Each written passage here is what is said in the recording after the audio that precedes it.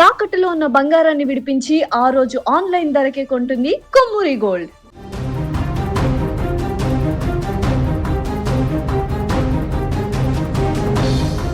ప్రయాణికులతో వెళ్తున్నటువంటి వందే భారత్ ఎక్స్ప్రెస్ పట్టాలు తప్పినటువంటి ఘటన ఇప్పుడు దేశవ్యాప్తంగా కలకలం రేపుతుంది. ముంబై నుంచి షోలాపూర్ వెళ్తున్నటువంటి వందే భారత్ ఎక్స్ప్రెస్ పూణే సమీపంలో పట్టాలు తప్పింది. సోమవారం సాయంత్రం జరిగిన ఈ ఘటనలో ప్రయాణికులెవరికి ఎలాంటి గాయాలు కాకపోవడంతో అంతా ఊపిరి పీల్చుకున్నారు.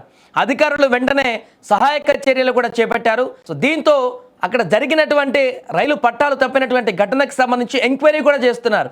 Central railway chief PRO doctor Swapnil Neela తెలిపినటువంటి వివరాల ప్రకారం సోమవారం సాయంత్రము 7:30 సమయం, ఆల్మోస్ట్ రాత్రి అవుతుంది.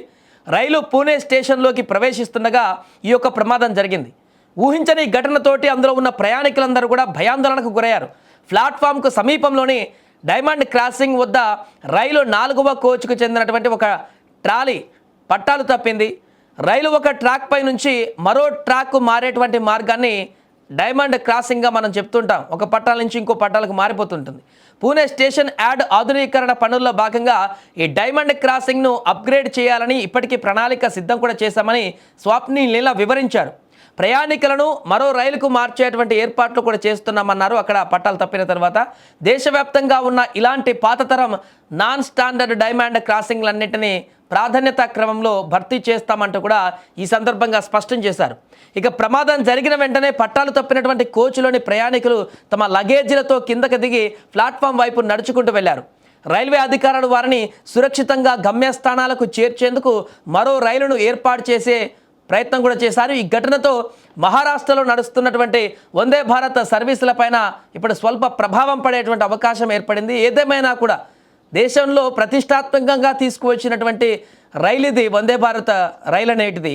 సో ఇలాంటి వందే భారత్ రైలే పట్టాలు తప్పింది అనేటువంటి ఘటన ఒక్కసారిగా ఇప్పుడు సంచలనంగా మారింది. ఎందుకంటే గతంలో రైలు వెళ్తున్నటువంటి సందర్భంలో దారిలో బర్రెలు కానీ ఇతరతర జంతువులను కానీ ఢీకొన్నప్పుడు కూడా ముందు భాగం తునాతునకరైనటువంటి పరిస్థితి, అంటే ముందు భాగం చాలా వరకు డ్యామేజ్ అయినటువంటి అలాంటి వార్తలు కూడా చూసాం. అప్పట్లో వైరల్ అయ్యాయి. ఇప్పుడు ఏకంగా పట్టాలే తప్పేసింది అనేటువంటి విషయానికి సంబంధించి, అంటే ఇక్కడ ట్రైన్ తప్పిదం కాదు, ఒక డైమండ్ క్రాసింగ్కి సంబంధించినటువంటి తప్పిదంగానే కనిపిస్తుంది. ఏదేమైనా కూడా ఇక్కడ వందే భారత్ ఎక్స్ప్రెస్ తప్పింది అనేటువంటి వార్త అనేది ఒకసారిగా సెన్సేషన్గా మారింది.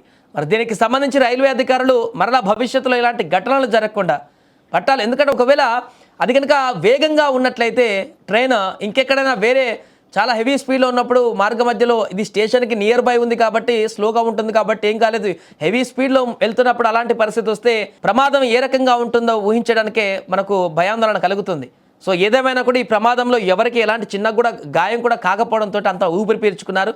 బట్ ప్రయాణికులు అయితే కొంత ఆందోళనకు గురయ్యారు. పట్టాలు తప్పేసి ఆ ట్రైన్ పక్కకి వెళ్ళిన నేపథ్యంలో ఆ బోగిలో ఉన్నటువంటి వారందరూ కూడా తీవ్ర భయాందోళనకు గురయ్యారు. ఎట్టకేలకు అధికారులకు వచ్చి వారందరినీ కూడా సేఫ్గా అక్కడికి పంపించడంతో అంతా ఊపిరి పీల్చుకున్నారు.